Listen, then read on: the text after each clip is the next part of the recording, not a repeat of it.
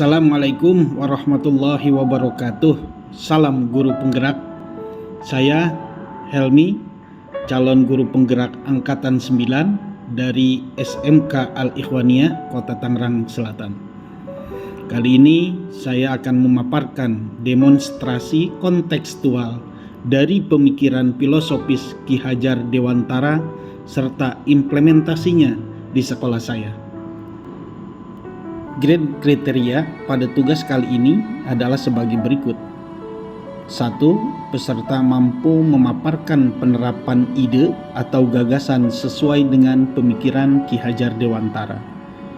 Yang kedua, menyampaikan alasan yang kontekstual mengenai penerapan ide atau gagasan sesuai dengan pemikiran Ki Hajar Dewantara. Yang ketiga, mendemonstrasikan hasil penerapan ide atau gagasan terkait pemikiran Ki Hajar Dewantara secara kontekstual. Dan yang terakhir, menyampaikan tantangan dan solusi penerapan pemikiran Ki Hajar Dewantara sesuai dengan konteks kelas dan sekolah. Mari kita mulai. Yang pertama, yaitu memaparkan penerapan ide atau gagasan sesuai dengan pemikiran Ki Hajar Dewantara. Filosofi pendidikan Ki Hajar Dewantara yaitu ing ngarso sung tulado, ing madya mangun karso tuturi handayani, yang diartikan di depan memberikan contoh yang baik, di tengah memberikan semangat, dan di belakang memberikan dorongan. Mencerminkan ke dalam filosofi Ki Hajar Dewantara yang tidak lekang oleh waktu. Filosofi ini diterjemahkan dalam dunia pendidikan sebagai menuntun segala kekuatan yang ada pada anak sebagai sesuatu kekuatan kodrat agar nantinya mereka dapat mencapai keselamatan dan kebahagiaan setinggi-tingginya sebagai individu maupun sebagai warga masyarakat.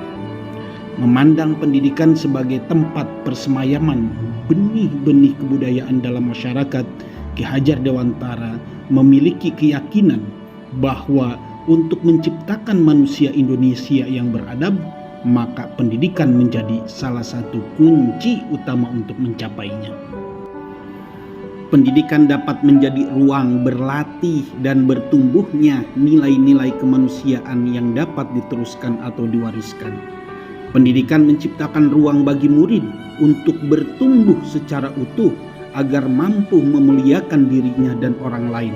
Dalam kata lain, yaitu merdeka batin, dan menjadi mandiri, yaitu merdeka lahir. Kekuatan diri atau kodrat yang dimiliki menuntun murid menjadi cakap mengatur hidupnya dengan tanpa terperintah oleh orang lain. Pendidikan merupakan suatu proses yang tidak diam, tetapi harus selalu berubah atau dinamis untuk menyesuaikan dengan kondisi alam peserta didik dan kondisi zaman era peserta didik. Namun sayangnya masih saja ada sebagian kalangan yang berpikir bahwa sistem pendidikan merupakan sistem yang besar dan hanya menjadi tanggung jawab oleh para ahli pendidikan dan penentu kebijakan atau pemerintah. Dengan menyepakati proses pendidikan itu selalu berubah, guru sebagai ujung tombak dari sebuah proses pendidikan harus menjadi suri tauladan untuk terus berubah sesuai dengan perkembangan zaman.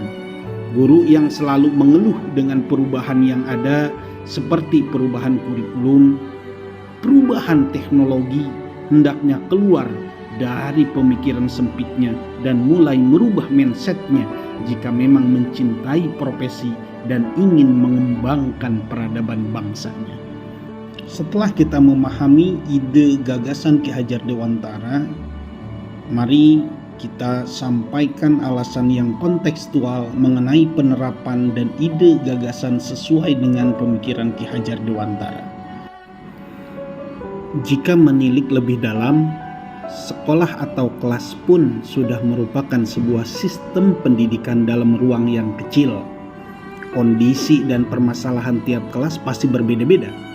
Setiap sekolah juga berbeda-beda, apalagi tiap daerah yang memiliki dasar budaya yang jelas berbeda seperti yang ada di Indonesia.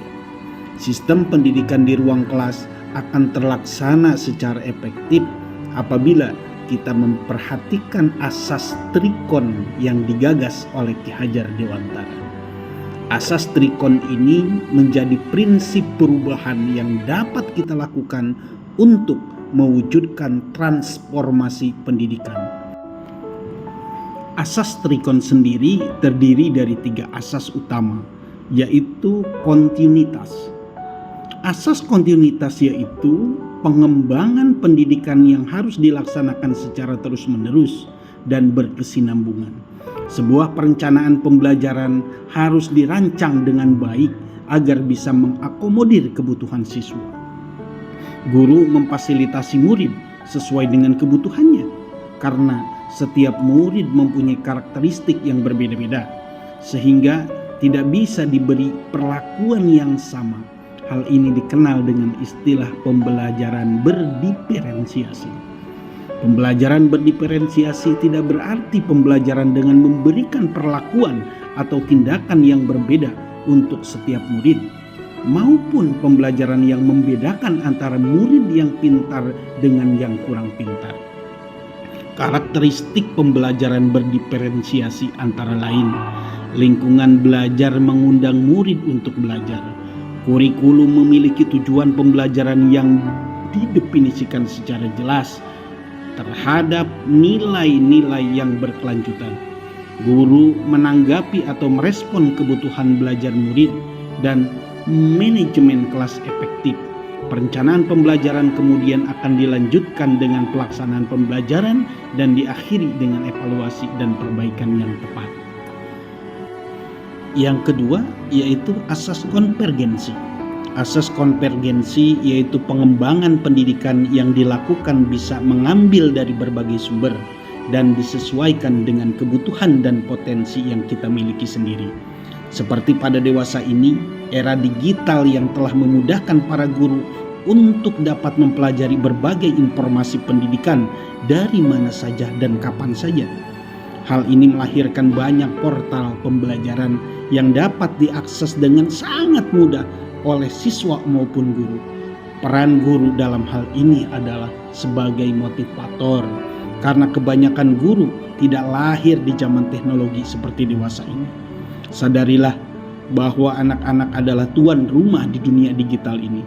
Maka dari itu, sebagai seorang guru harus mampu menjadi tamu yang baik, bahkan teman ngobrol yang asyik bagi anak-anak agar bisa mengantarkan mereka ke gerbang masa depan yang cerah dan beretika. Yang ketiga, asas konsentris. Asas ini diartikan sebagai pengembangan pendidikan yang dilakukan harus tetap berdasarkan kepribadian kita sendiri. Tujuan utama pendidikan adalah menuntun tumbuh kembang anak secara maksimal sesuai dengan karakter kebudayaannya sendiri.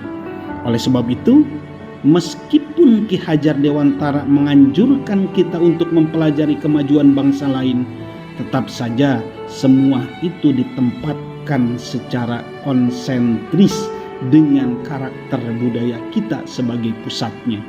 Karenanya, tujuan utama pendidikan diarahkan kepada bagaimana menuntun tumbuh kembang anak setinggi-tingginya sesuai dengan karakter budayanya sendiri.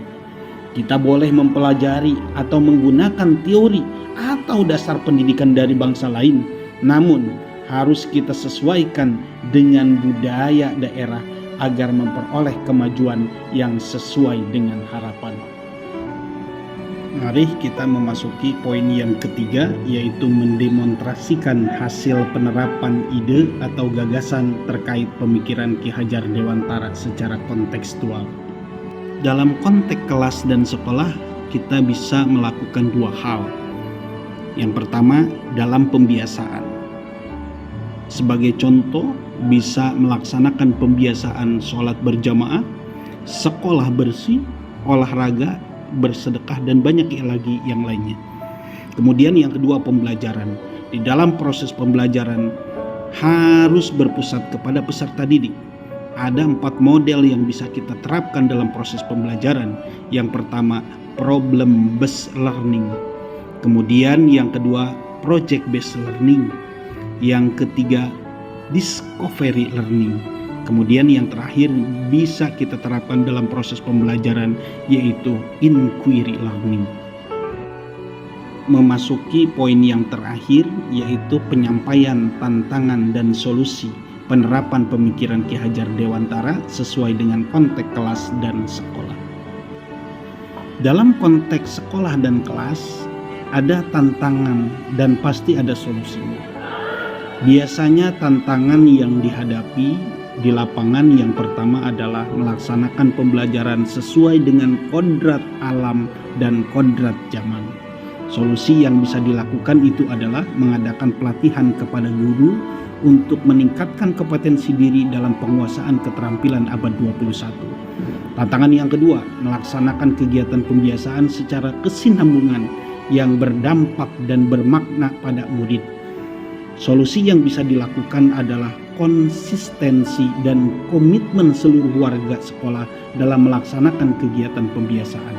Dan yang ketiga, kurangnya keterlibatan orang tua murid untuk ikut menyukseskan program sekolah. Solusi yang bisa dilakukan adalah melakukan pertemuan secara rutin dengan orang tua murid dalam rangka mendukung program sekolah dan keterlibatan orang tua murid secara aktif. Demikian pemaparan yang bisa disampaikan, semoga bisa bermanfaat. Wassalamualaikum warahmatullahi wabarakatuh.